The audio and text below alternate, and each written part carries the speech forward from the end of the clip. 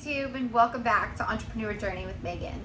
In today's video, we're going to be going over some questions that I've received in my email lately about business, entrepreneurship, and stay-at-home parenting.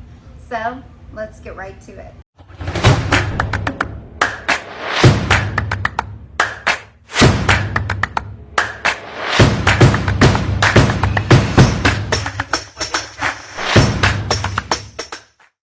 And welcome back to Entrepreneur Journey with Megan. In today's video, we're going to be going over some emails I've received with questions about business, entrepreneurship, and stay-at-home parenting. But first, my name is Megan, and on this channel we discuss exactly that: business, entrepreneurship, and stay-at-home parenting. If you're new here, please hit that like, comment, and subscribe button and hit the notification bell so that way we can stay on this journey together and learn as much as possible. So let's get right to these questions. So number one is, how much money did it take for me to start my first e-commerce business? And honestly, it didn't cost me anything. I used the 14-day free trial with Shopify, and I was drop shipping at the time. So I didn't have any physical products, which means it didn't cost me anything to buy it. If the customer bought it through my website, their money would pay for their product, and then the rest would be profit. So that is how I started my first e-commerce business. Now, it didn't stay free forever.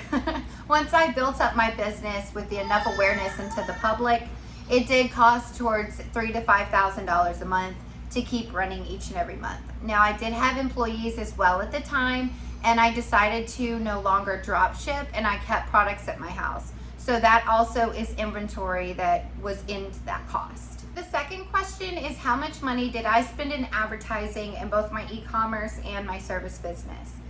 So there's two separate businesses obviously there. My e-commerce, I didn't spend anything. I used Pinterest, Facebook Marketplace, Twitter, and Instagram to advertise my products for free. I made profiles that was matching with my business name, and I would advertise my discounts and my products with posts. Now, with my service business, it was very different. My service business cost us about $40,000 in advertising the first year. But I do think that every service business is different. It depends on your area and how many other services in your genre. Like my moving company, we do have a lot of moving companies in my city. So you do have to compete being a new business with other businesses that have been in business. So your first year's advertising bill will be a little bit pricey. Money that you get from performing your services for your community is something that can definitely be reinvested into your company within the first year, and is probably the smartest idea that you're going to want to do. So the third question is, how do I manage being a stay-at-home mom and a business owner? And to be honest, I don't. Something that you know as being a stay-at-home parent is that you can never foresee or project what your day is going to be like as a parent. So I try to do my best. I try to balance out my days by making a schedule for my children.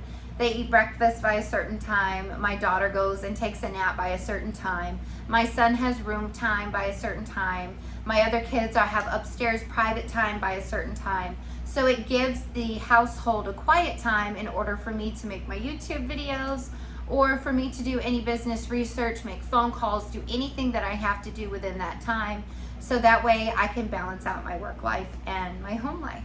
We'll say, being a stay-at-home parent and a business owner, do what works for you and your family. Every family is different, every business is different, and requires your effort and your knowledge, because you are the one that knows about your business and your family, and you can know and understand how they can work together to make a simple and easy lifestyle for yourself.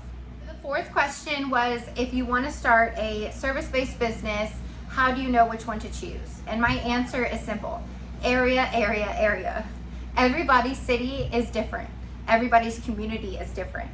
So look at your city and look at your community and see what's lacking and what there's too much of. So if you have 400 cleaning companies in your city, maybe start a different service because there are already too many. So it might, not that it won't succeed, but that it might take a little longer for it to succeed. Or take the cleaning company idea and add something that none of the other 400 people are. Same day, last minute, we'll be there in 30 minutes. Add something to make yourself stand out.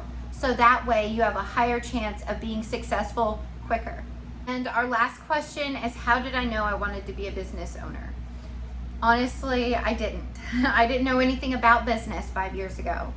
My husband, the father of my children, has been in business technically his whole life, from selling candy from when he was a kid to owning the businesses that he does now. And I see the type of mindset that he has, and I was around it for so long that I was just like, teach me. It was something that I wanted to be a part of so badly, but it's something that I struggle with. I was raised on the job mindset that a secure job and a college degree will take you as far as you need to go, and that's just not true anymore. Our generation, I'm 30, so our generation of millennials was raised differently. We had technology growing up where our parents didn't, so a college education and a job was all they had. I've seen the security that a business can have for not only me but for my family, and once I had kids, everything changed. I didn't want to risk being fired and not being able to pay for my bills and not being able to provide for my children. So I wanted to make sure that no one could ever do that to me or my babies. So that's when I decided that I wanted to build businesses. But that's it for today, guys. Thank you so much for being here, and I do appreciate every single one of you. Once again, my email is in my description, and please like, comment, and subscribe, and hit that notification bell so we can stay on this journey together. Until next time, bye.